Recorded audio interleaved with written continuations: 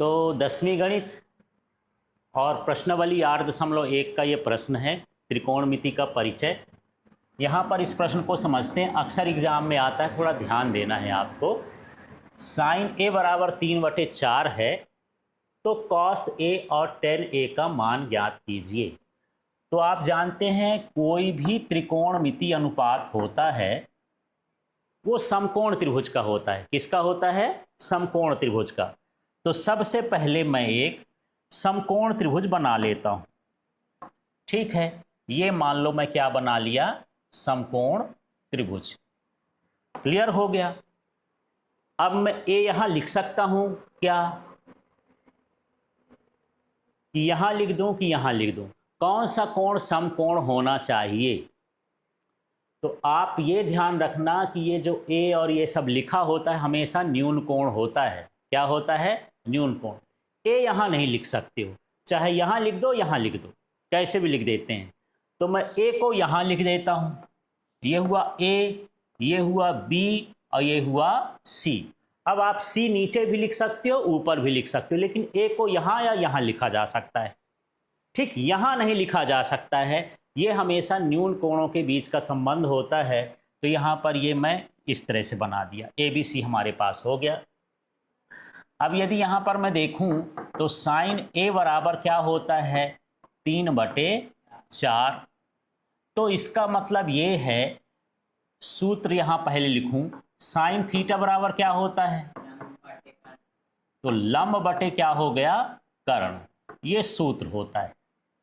तो इसमें लंब क्या है? यदि मैं कोण ए ले लूं, इसमें ए लिखा है ना साइन के साथ, साइन के साथ क्या लिखा है? ए, तो कोण यही वाला लेना है। लंब इसका क्या हुआ? B C. तो ये लंब लिख देता हूं बी सी। और कर्ण क्या है? ए सी। तो यहां पर लिख देता हूं ए सी। ठीक है, और इसको बराबर मान देता हूं किसके? के।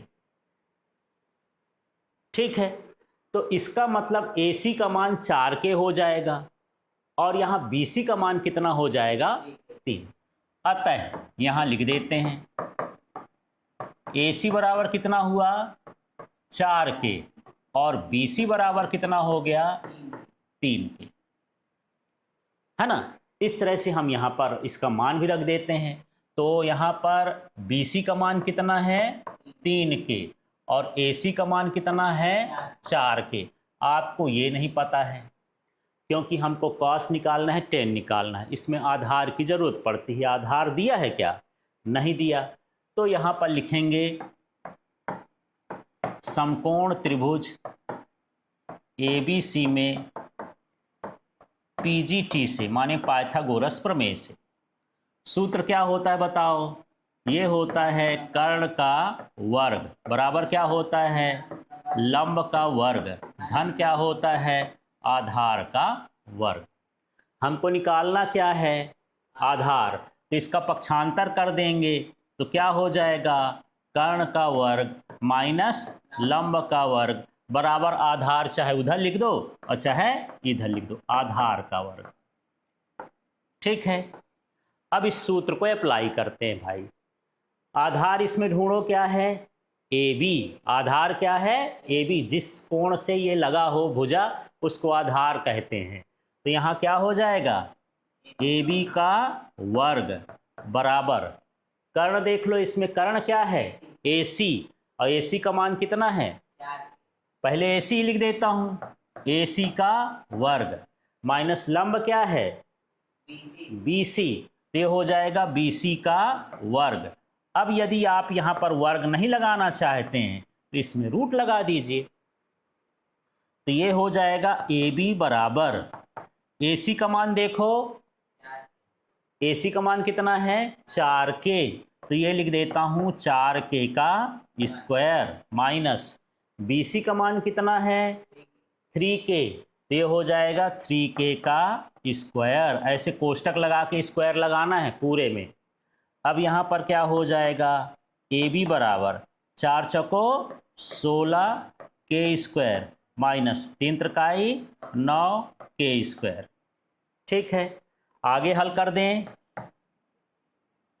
तो 16 में 9 जाएगा, कितना हो जाएगा?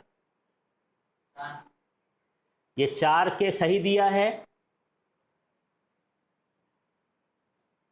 ना, कितना हो जाएगा 7 के हो जाएगा, तो यहाँ पर लिख दूंगा √7 के का स्क्वायर।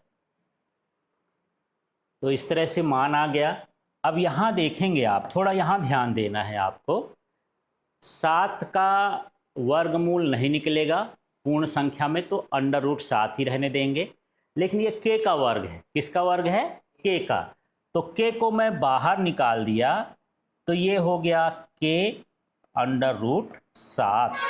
समझ में आ गया, के में वर्ग है ना, तो जो 2 बार होता है उसको बाहर निकाल सकते हैं, तो के बाहर निकाल दिया √7 हो गया।